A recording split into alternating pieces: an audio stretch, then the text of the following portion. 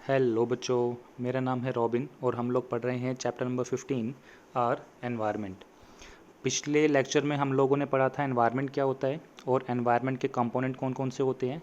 और हमने पढ़ा था कि एनवायरनमेंट के दो कंपोनेंट थे, बायोटिक एंड एबायोटिक, मतलब लिविंग एंड नॉन लिविंग। और उसके बाद हम लोगों ने ये भी पढ़ा था कि एनवायरनमेंट को हार्म पहुंचाने के लिए हमारे पास कैसे कैसे वेस्ट होते हैं। और हमने सब्सटेंसेस को भी कैटेगराइज किया था biodegradable and non biodegradable substances में। तो आज हम नया टॉपिक स्टार्ट करने वाले हैं और आज का टॉपिक है हमारे पास इकोसिस्टम। तो इकोसिस्टम क्या होता है कि किसी पर्टिकुलर एरिया में जितने भी लिविंग और नॉन लिविंग ऑर्गेनिज्म आपस में इंटरैक्ट करते हैं एनवायरनमेंट क्रिएट करने के लिए, उसे बोला जाता है ecosystem. Okay, all the interacting organism in an area together with the non living constituent of the environment form an ecosystem. और एग्जाम्पल है लेक, फील्ड, फॉरेस्ट। और ये इकोसिस्टम जो होता है किसी भी बायोस्फीयर का स्ट्रक्चरल एंड फंक्शनल यूनिट होती है। ओके, चलिए एग्जाम्पल हमारे पास है गार्डन का, कि गार्डन कैसे एक इकोसिस्टम बनाता है। ठीक, तो जब भी आप किसी गार्डन को देखेंगे तो उसमें प्लांट्स होते हैं और उन प्लांट्स में ग्रास, ट्रीज, फ्लावर्स ये सब होते हैं। और कुछ एनिमल्स भी आप लोगों को वहाँ पे मिलेंगे, जैसे फ्रॉग्स, इंसेक्ट्स, बर्ड्स। ओके, तो ये सभी के सभी एनिमल्स एंड प्लांट्स आपस में क्या कर रहे हैं, इंटरैक्ट कर रहे हैं। ओके, और इंटरैक्ट करके ये वहाँ पे क्या क्रिएट कर रहे हैं, एक इकोसिस्टम क्रिएट कर रहे हैं और एक दूसरे की हेल्प करते हैं। ओके, तो if you visit a garden you will find different plants such as grasses, trees, flowers, bearing plants like rose, jasmine, sunflower, and animals like frogs, insects, and birds. All these living organisms interact with each other, and their growth, reproduction, and other activities are affected by the abiotic component of ecosystem. कि उन organism की जो growth, reproduction या कोई भी activity है वो उनके एबायोटिक कंपोनेंट से क्या होती है, अफेक्ट होती है।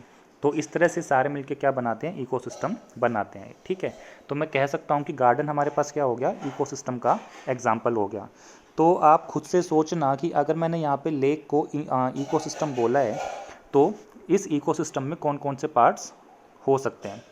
ओके, अच्छा, अब हमारे पास है क्लासिफिकेशन ऑफ इकोसिस्टम, कि इकोसिस्टम के टाइप कौन कौन से होते हैं। तो इकोसिस्टम के दो टाइप्स होते हैं, एक होता है नेचुरल इकोसिस्टम, एक होता है आर्टिफिशियल इकोसिस्टम, या फिर कह सकते हैं मैन मेड इकोसिस्टम। अब नेचुरल इकोसिस्टम के अंदर फिर ये फर्दर क्लासिफिकेशन हो जाती है। एक हमारे पास होता है टेरेस्ट्रियल इकोसिस्टम और एक होता है एक्वेटिक इकोसिस्टम। अब टेरेस्ट्रियल इकोसिस्टम फर्दर डिवाइड हो जाता है forest ecosystem, grassland ecosystem and desert ecosystem. Means जो जंगल होते हैं या घास के मैदान होते हैं या फिर रेगिस्तान। ठीक है, ये हमारे पास क्या कहलाएंगे, टेरेस्ट्रियल इकोसिस्टम के पार्ट कहलाएंगे।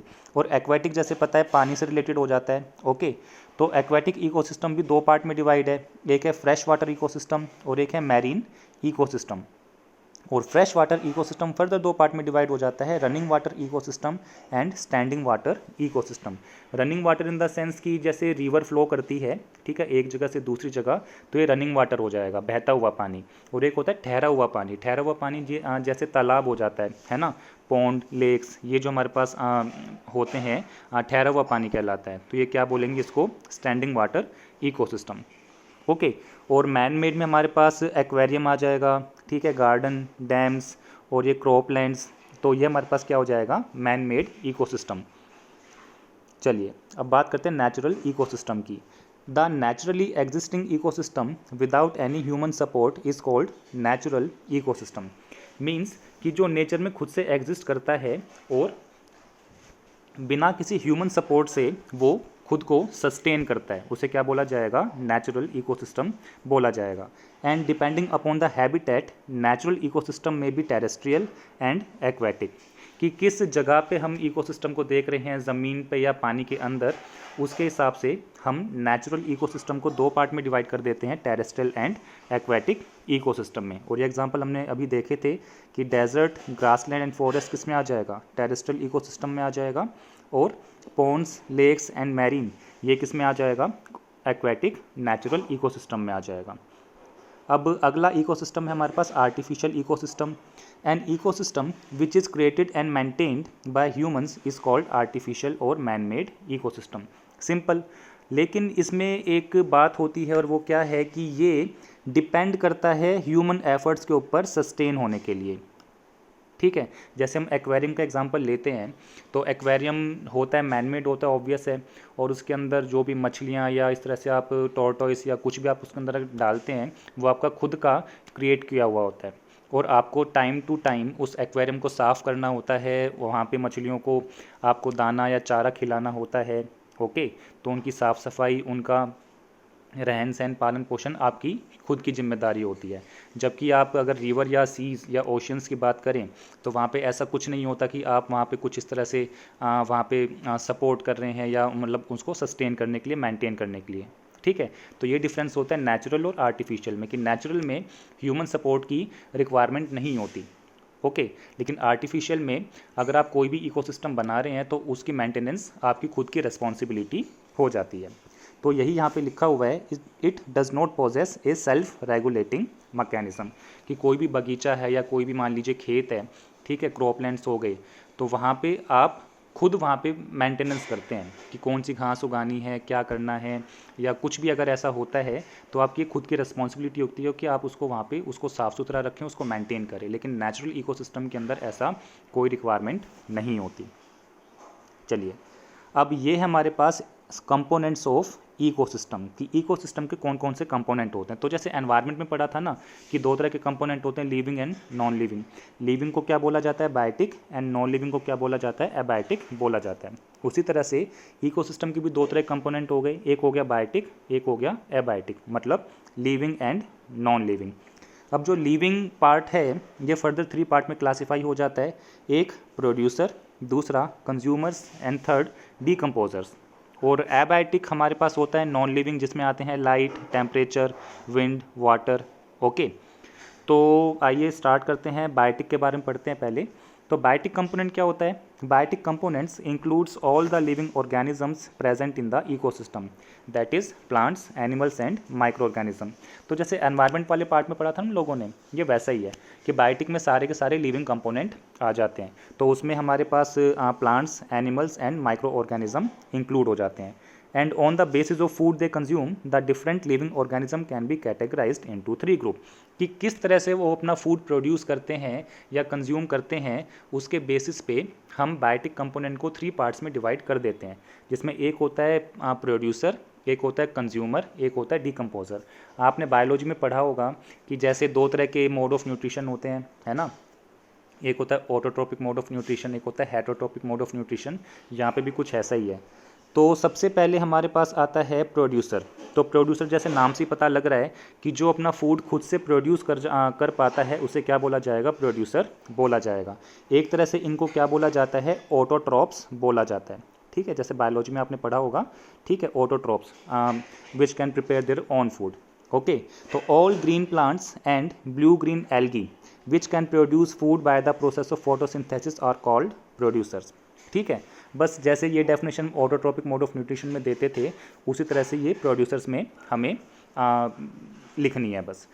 उसके बाद क्या है, they absorb solar energy and produce organic compounds. ये तो हमें पता ही है ना, कि जो प्लांट्स होते हैं वो क्या करते हैं, सनलाइट को ट्रैप करते हैं, एब्जॉर्ब करते हैं और अपना फूड प्रिपेयर करते हैं। ठीक है, CO2 + H2, ये रिएक्शन आपने पढ़ी होगी, फोटोसिंथेसिस रिएक्शन बोला जाता है ना, कि ये क्या करते हैं, सनलाइट की प्रेजेंस में CO2 और H2 मतलब कार्बन डाइऑक्साइड, वाटर का यूज़ करके क्या बनाते हैं, ग्लूकोज बनाते हैं, और साथ में क्या देते हैं, ऑक्सीजन देते हैं। ठीक है, ऐसा कुछ होता है। चलिए, अब अगला पार्ट हमारे पास है कंज्यूमर। तो ऑब्वियस है जो कंज्यूम करता है, तो जो अपना फूड खुद से प्रिपेयर नहीं करेगा वो क्या कहलाएगा, कंज्यूमर कहलाएगा, मतलब जो दूसरों के ऊपर डिपेंड करता है डायरेक्टली या फिर इनडायरेक्टली। तो एक तरह से कह सकते हैं ये हमारे पास क्या होते हैं, हेट्रोट्रोप्स होते हैं। ठीक है, हेट्रोट्रोप्स कहलाते हैं। The organism which consumes the food produced either directly from producers और indirectly by feeding on other organism are called consumers. ठीक है, तो वो ऑर्गेनिज्म जो या तो प्रोड्यूसर्स के ऊपर डिपेंड कर रहे हैं जैसे कि प्लांट्स के ऊपर, या फिर इनडायरेक्टली डिपेंड कर रहे हैं अदर एनिमल्स के ऊपर, तो वो क्या कहलाएंगे, कंज्यूमर्स कहलाएंगे।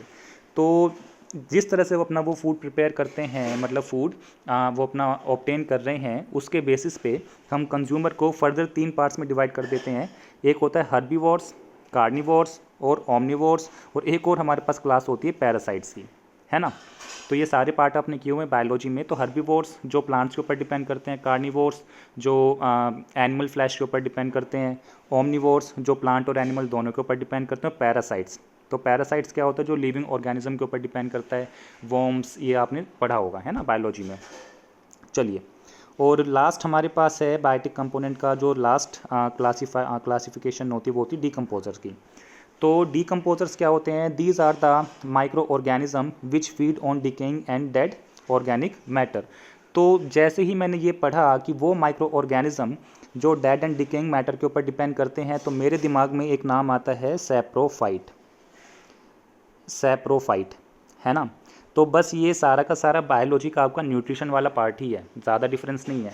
बस वहाँ पे क्लासिफिकेशन कुछ और तरीके से दी हुई थी, यहाँ पे क्लासिफिकेशन किसी और तरीके से दी हुई है ना। तो वहाँ पे हमने क्या पढ़ा था, ऑटोट्रोप्स एंड हेटरोट्रोप्स। फिर हेटरोट्रोप्स में हमने फर्दर क्लासिफिकेशन की थी, पैरासाइट, सैप्रोफाइट एंड होलोजोइक। तो यहाँ पे भी कुछ ऐसा ही है। तो मतलब कोई ज़्यादा पजल मत होइएगा कि बायोलॉजी में सर अलग क्यों है, यहाँ पे अलग क्यों है।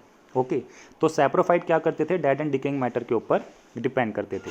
और वो क्या करते थे कि वो ब्रेक डाउन करते थे किसका, जो डेड एनिमल्स या प्लांट्स हैं उनके कॉम्प्लेक्स मॉलिक्यूल को वो क्या करते थे, सिंपल और इनऑर्गेनिक सब्सटेंसेस में कन्वर्ट कर देते थे। ओके, तो जब ये ऐसा करते थे क्या क्या कि जो डेड एंड डिकेइंग प्लांट्स हैं उनके कॉम्प्लेक्स ऑर्गेनिक सब्सटेंसेस को सिंपल और इनऑर्गेनिक सब्सटेंसेस में कन्वर्ट करते थे। तो ऐसा करके क्या हो रहा है कि वो जो सब्सटेंस है इनऑर्गेनिक, वो वापस क्या होता है, सॉइल के अंदर मिल जाता है। तो जब वो वापस मिट्टी में मिल जाएगा सब्सटेंस, तो वो फिर से क्या होगा, प्लांट क्या करेंगे, उनको कंज्यूम कर लेंगे। ओके, तो ये कुछ हमारा जो इकोसिस्टम होता है ऐसे वर्क करता है कि मान लीजिए क्या हुआ कि सॉइल है हमारे पास, सॉइल में प्लांट बना इस तरह से, ठीक है। हर्बीवोर्स ने इसको खाया, फिर किसी हर्बीवोर्स को कार्निवोर्स ने ले लिया, ठीक है। तो ये सब्सटेंसेस क्या हो रहे हैं, ट्रांसफ़र होते जा रहे हैं। उसके बाद क्या हुआ, मान लीजिए वो जो कार्निवोर्स है वो मर गया। अब वो मर गया तो क्या होगा कि डीकम्पोजर क्या करेंगे, वापस से वो जो सब्सटेंस है उसको कन्वर्ट कर देंगे सिंपल सब्सटेंस में, और वो सब्सटेंस कहाँ चला जाएगा, वापस मिट्टी में मिक्स हो जाएगा, सॉइल में मिक्स हो जाएगा। फिर से वो क्या होगा कि प्लांट क्या करेगा, उस सब्सटेंस को कंज्यूम करेगा, है ना। और फिर से ये साइकिल इस तरह से चलती जाएगी। तो जैसा कि हमने पढ़ा था, यही हमारे पास क्या होता है, इकोसिस्टम, कि हर एक ऑर्गेनिज्म चाहे वो लिविंग हो या नॉन लिविंग हो, वो अपना अपना कॉन्ट्रीब्यूशन देता है एनवायरनमेंट बनाने के लिए, ठीक है। चलिए, अब हमारे पास अगला पार्ट है फूड चेन। तो फूड चेन मतलब कुछ जैसा कि अभी हमने पढ़ा कि प्लांट था, ठीक है। प्लांट को किसी हर्बीवोर ने ईट किया, फिर हर्बीवोर को कार्निवोर्स ने ईट किया, या कार्निवोर्स को फिर ओमनिवोर्स ने ईट किया। तो एक तरह से चेन बन गई, एक तरह से क्या हो गया, ये चेन बन गई, फूड चेन, ठीक है। तो यही हमारे पास होता है food chain, a step wise series of organism taking part at various biotic levels form a food chain, कि अपना अपना एक लेवल है। ओके, कि पहले प्लांट आया, फिर प्लांट को किसने खाया, हर्बीवोर्स ने, फिर कार्निवोर्स ने, फिर ओमनिवोर्स ने, ऐसा चलता गया। तो ये जो सीरीज़ हमारे पास बनी ऑर्गेनिज्म की, उसे क्या बोला जाएगा, फूड चेन बोला जाएगा। और ख़ास बात क्या है कि जो फूड चेन होती है वो क्या होती है, यूनिडायरेक्शनल होती है। Okay, it is unidirectional step wise flow of food energy through organism. तो ये कुछ ऐसा आप समझ सकते हैं कि प्लांट ने क्या किया, सोलर एनर्जी को ट्रैप किया था, एब्जॉर्ब किया था और अपना फूड प्रिपेयर किया था। अब हर्बीवोर्स क्या कर रहे हैं, प्लांट को ईट करके, ईटिंग क्यों हो रही है, मतलब खाना किस लिए खाया जा रहा है, एनर्जी ऑब्टेन करने के लिए ना, ठीक है। तो एक तरह से कह सकते हैं कि जो हम कह रहे हैं ना कि प्लांट को खाया किसने, हर्बीवोर्स ने, तो एक तरह से एनर्जी ट्रांसफ़र हो रही है किसके अंदर, प्लांट टू हर्बीवोर्स। फिर जब हर्बीवोर्स को खाया किसने, कार्निवोर्स ने, तो ये क्या कर रहे हैं, एनर्जी ट्रांसफ़र कर रहे हैं फ्रॉम हर्बीवोर्स टू कार्निवोर्स। तो जो एनर्जी का फ्लो होता है, एनर्जी का ट्रांसफ़र होता है, ये क्या होता है, यूनिडायरेक्शनल होता है। Okay, and the number of steps in the food chain is limited to 4 to 5, कि किसी भी फूड चेन के अंदर बहुत ज़्यादा लेवल्स नहीं होते। मतलब लेवल कैसे, कि मैंने बोला प्लांट लेवल 1 हो गया, हर्बीवोर्स लेवल 2 हो गया, कार्निवोर्स लेवल 3 हो गया, ओमनिवोर्स लेवल 4 हो गया। तो हो सकता है कोई और फूड चेन हो, कोई और एग्जांपल आप ले जहाँ पे 5 या 6 लेवल हो सकते हैं, ठीक है, वो भी हम आने वाले एग्जाम्पल्स में देखेंगे। लेकिन यहाँ पे क्या बात है कि जो फूड चेन है वो 4 to 5 to 6 लेवल तक ही होती है, लिमिटेड होती है। इसके बारे में भी हम कमिंग टॉपिक्स में पढ़ेंगे। अच्छा, तो ये हमारे पास कुछ फूड चेन है। ये food chain number 1, second and third. तो ये हमारे पास प्लांट था, प्लांट को खाया किसने, यहाँ पे रैट ने, और रैट को किसने खाया, आउल ने। ठीक है, तो ये 3 लेवल की हमारे पास एक फूड चेन हो गई। ठीक है, उसी तरह से ये हमारे पास अगला एग्जाम्पल हो गया कैरेट्स, प्लांट्स हो गया। उसके बाद रैबिट ने खाया इसको, फिर रैबिट को खाया फॉक्स ने, फॉक्स को खाया लॉयन ने। तो ये हमारे पास 4 लेवल की फूड चेन हो गई। उसी तरह से ये लास्ट एग्जांपल हमारे पास इसके अंदर ग्रास, ग्रास को किसने खाया, ग्रास ओपर ने, ग्रास ओपर को खाया किसने, फ्रॉग ने। फिर पाइथन मतलब एक तरह से स्नेक हो गया, फिर ईगल हो गया। तो ये हमारे पास हो गया 5 लेवल का फूड चेन। लेकिन क्या है कि मतलब 5 to 6 लेवल तक का ही होता है, बहुत ज़्यादा हमारे पास लेवल नहीं होते किसी भी फूड चेन में। तो हाँ, एक चीज़ और, ये जो हम बार बार बोल रहे हैं कि लेवल ये लेवल 1 है, ये लेवल 2 है, ये लेवल 3 है, उसी तरह से ये लेवल 1, ये 2, ये 3, ये 4, इन लेवल्स को क्या बोला जाता है, ट्रॉपिक लेवल्स बोला जाता है। ईच स्टेप और level of the food chain forms a trophic level. ठीक है, तो ये हमारे पास ट्राइंगल है ट्रॉपिक लेवल का, जिसमें लेवल 1 में कौन होता है, प्रोड्यूसर्स होते हैं, लेवल 2 में प्राइमरी कंज्यूमर, लेवल 3 में सेकेंडरी कंज्यूमर, और लेवल 4 में टर्शियरी कंज्यूमर। और अगर ये और आगे चलेगा तो फिर क्वार्टरनरी कंज्यूमर आ जाते हैं। ये डिपेंड करता है कि हमारे पास कितने लेवल की फूड चेन है। ओके, तो प्रोड्यूसर्स आप सभी को पता है, प्रोड्यूसर्स में कौन होता है, प्लांट्स होते हैं, ऑब्वियस है, जो अपना फूड खुद से प्रिपेयर करेंगे। फिर प्राइमरी कंज्यूमर में आप कह सकते हैं कि हर्बीवोर्स आ जाएंगे। फिर सेकेंडरी कंज्यूमर में आप कह सकते हैं कि कार्निवोर्स आ जाएंगे, प्राइमरी कार्निवोर्स, फिर सेकेंडरी कार्निवोर्स। ठीक है, कार्निवोर्स की भी क्या होती है, कैटेगरी होती है, primary carnivores, secondary carnivores, tertiary carnivores.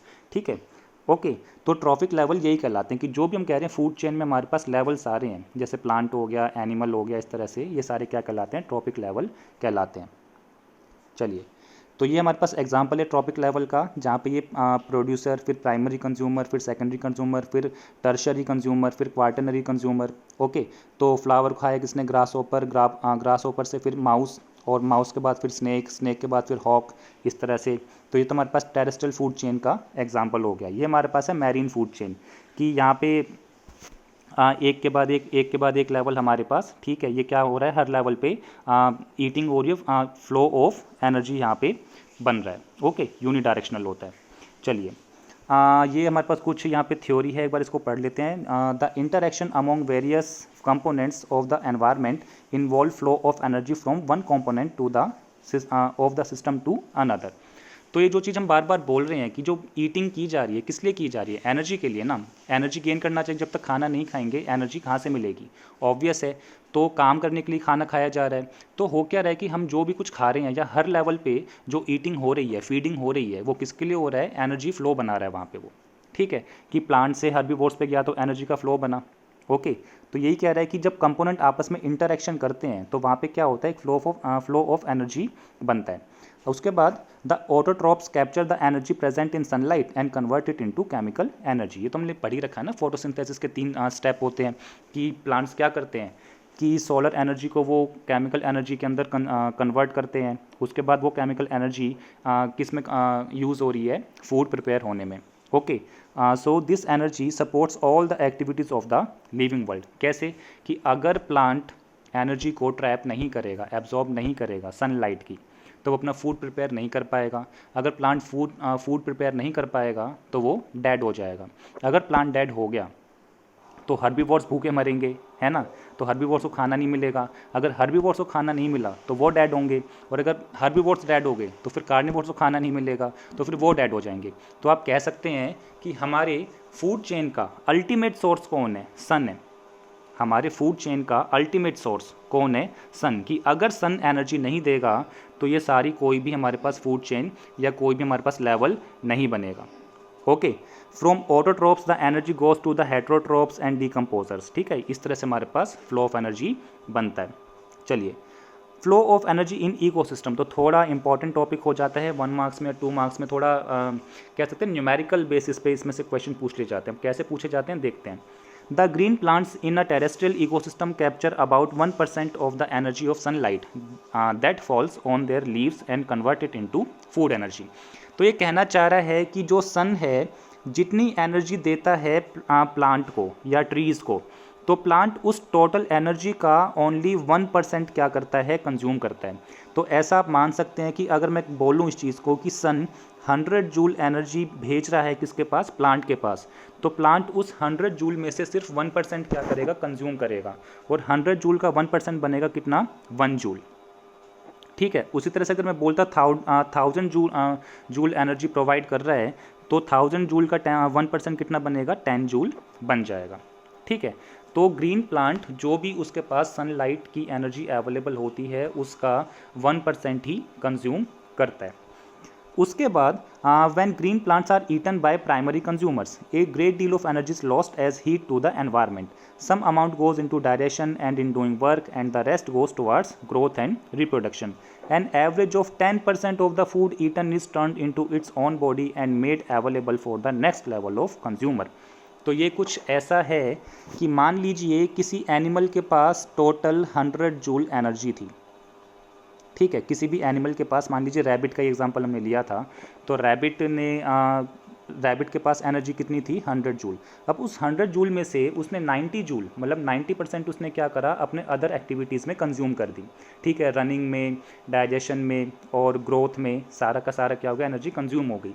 अब उसकी बॉडी के पास एनर्जी कितनी बची, 10%, सिर्फ 10% एनर्जी बची। इसका मतलब ये कि जो नेक्स्ट कार्निवोर्स उस रैबिट को खाएगा उसके पास सिर्फ ये 10% एनर्जी ही अवेलेबल होगी। ओके, तो इस पूरे पैराग्राफ का जो सार है, भावार्थ है, वो यही है कि जो भी नेक्स्ट लेवल पे एनर्जी अवेलेबल होती है वो कितनी होती है, सिर्फ 10% ही अवेलेबल होती है, क्योंकि 90% अदर एक्टिविटीज़ में प्लांट्स या एनिमल्स के ज़रिए क्या होती है, कंज्यूम हो जाती है। 10% can be taken as the average value for the amount of organic matter that is present and at each step and reaches the next level of consumer. Since so little energy is available for the next level of consumers, food chain generally consists of only 3 or 4 steps.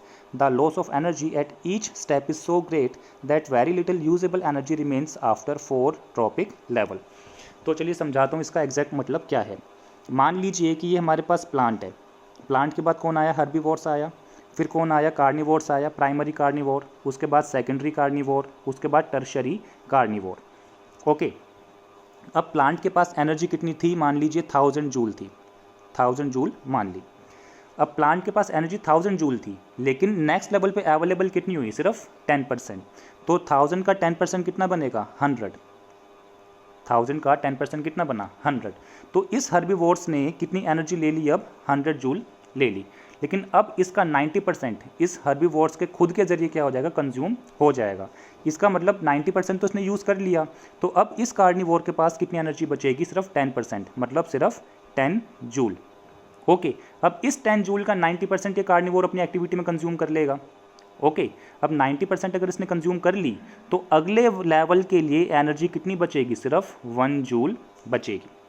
Okay, अब ये जो secondary carnivores था, अब इसके पास energy कितनी है, 1 joule है। अब ये भी तो एक्टिविटी करेगा कोई ना कोई, रनिंग या डाइजेशन या ग्रोथ या कुछ भी लगा लीजिए, तो ये भी क्या करेगा, 90% एनर्जी क्या करेगा, कंज्यूम कर लेगा। अब इस लेवल के लिए जो एनर्जी बचेगी वो क्या बचेगी, इस 1 जूल का 10%, जो कितना बनेगा, 0.1 जूल बचेगा। ओके, तो ये हमारे पास होता है फ्लो ऑफ एनर्जी। ठीक, there are generally a greater number of individuals at the lower trophic level of an ecosystem. The greatest number is of the producer.